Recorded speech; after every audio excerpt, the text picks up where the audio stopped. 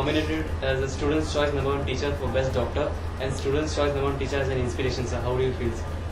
I'm very happy that students have recognized my contribution to patient care and education. It is my lifetime passion and ambition that I must do my best to my patients. I'm very happy and fortunate that God has given me this opportunity to be a doctor as well as a teacher. I always tried to excel in both. Both of them are equally important as a doctor as well as a teacher. I never failed in my duty to see patients and also transfer the knowledge and experience, whatever I have learned in the last 45 years, to students. I feel it absolutely something obligatory in my part. I must share my information. Whomever I see, junior most or senior most, I catch them and say, alright, what is this? And so on. Sir, describe your experience as a teacher in JNMC.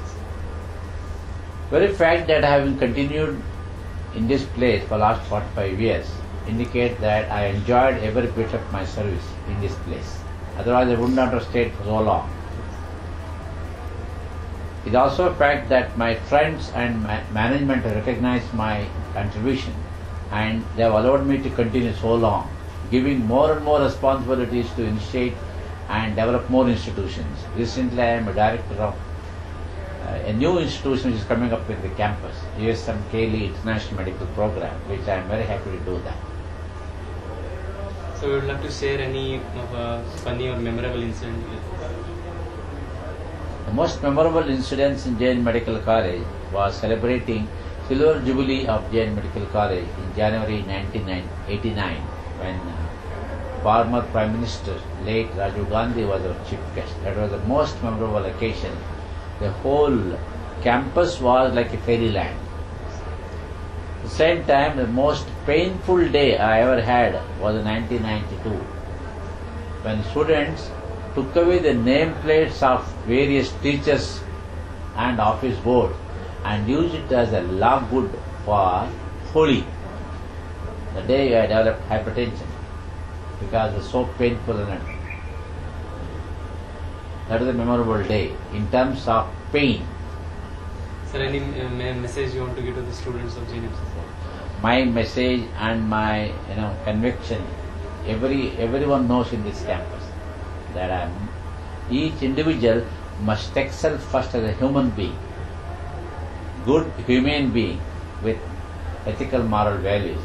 Then he becomes a doctor. Unless somebody is good human being, he can't be a good doctor.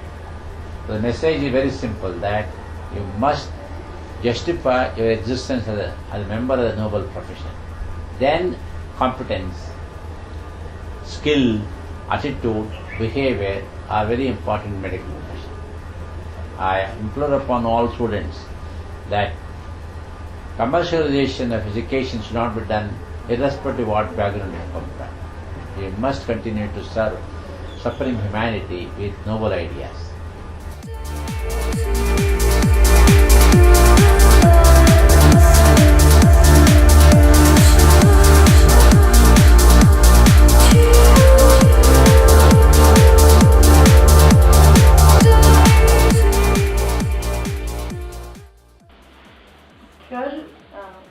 Sir, you as a teacher or you as a principal, whom would you prefer?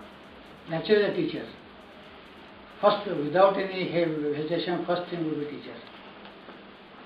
First thing will be teacher. But this responsibility of the principal was given to me about 8 years back. Management thought that I should be able to do justice. So since I was working with the management in this college for the last 34 years, I thought that I should not shirk the responsibility. So with great reluctance, in a sense, some compromise in the patient care also, in the teaching also, I accepted the post, and I have to do it dedicatedly. Once you take up the responsibility of the principal's post, you have to leave so many of the patient care also. Patient care also suffers, the teaching also suffers. But somebody has to do that job, that donkey job. So I took it up. Sir, any suggestions to the students?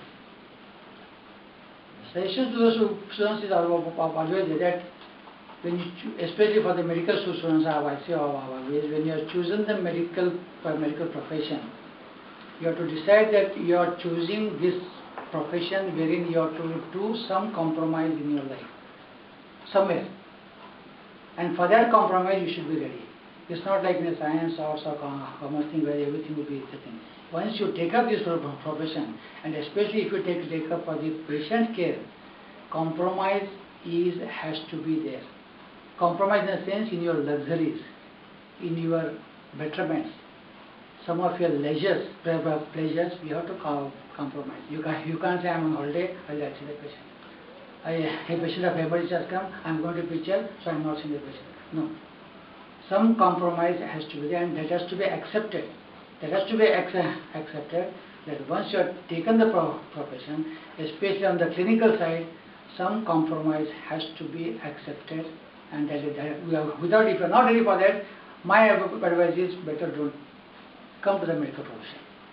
If you don't know that, then you go to the pre-clinical side, paramedical side, where there is not much of patient load is not. Like any other thing, like office work, 9 to 5 you work and you are free. But if you are accepting that as a clinician, you should be ready to sacrifice some of your personal pleasures and some of the family pleasures has to be sacrificed. If you are not ready for that, please don't take this precaution. That is my advice. Sir, you as a principal, how do you feel about the students of JNMC? By and large, I have seen the students right from 1976 onwards. By and large, these two students' profession, students in JNMC college are good. By and large. Though it is said that we come from the donation college, people go on criticizing. Practitioners go on criticizing, the politicians go on criticizing, the academicians criticize that this is a professional college, this is a private college, and non-male students come here, so that this thing will not be there. But I believe that those who come here, practically by and large, almost 80 to 85% of students are good. And since they have given a lot of money, they have got a sense of responsibility that they should do well. And that sense of responsibility is evident in every student who is working in our college. Because their parents have spent a lot of money, they have got a responsibility that I should work. And one more thing which I would like to say, many of our students who have joined, they have just missed the bus in the merit list. Well, say by 10%, 15%, then they must have missed. But because they have missed the bus and they have just spent the money, they are more responsible and they do better in the colleges. Discipline-wise, yes, our students, I can say, are really a good lot, and I am satisfied and I am proud of my students. Sir, if given a chance, what is the one thing you would like to change or reverse in your life? I have no regrets. I have no regrets in my life. Whatever has happened, and happened for good, and it has helped me. And I am happy that I am able to change the life of many people. In terms of the patient, I can say, in terms of my students, I can say wherever we go. That is one thing for the teachers, you know. If you had gone to the practice, probably would have minted money. And would have done crores of rupees. But this satisfaction of being a teacher, that you make the lives of people. You show the life, the way to these students and make them professionals is something unique, and that is a different thing that gives a different satisfaction. And this is what we say. This is I come in the morning and read a tribute to the Nurji and work of teaching. There you are the worst paid and the best rewarded of all the vocations. Dare not to enter it unless you love it. For the vast majority of men and women, it has no promise of wealth or fame. But they to whom it is dear for his own sake are among the nobility of mankind. If you love it, you have to become a teacher. Not for earning money, not to become fame, but to get the satisfaction that you have made a difference in the life of the students.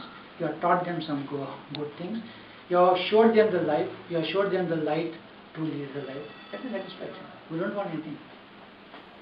That is the satisfaction of a teacher. And we are lucky that we have got both of them. We are the clinicians also and a teacher also. So we get both the satisfaction of treating the patients, getting the blessings from them, and the teacher showing the way to the students, teaching them.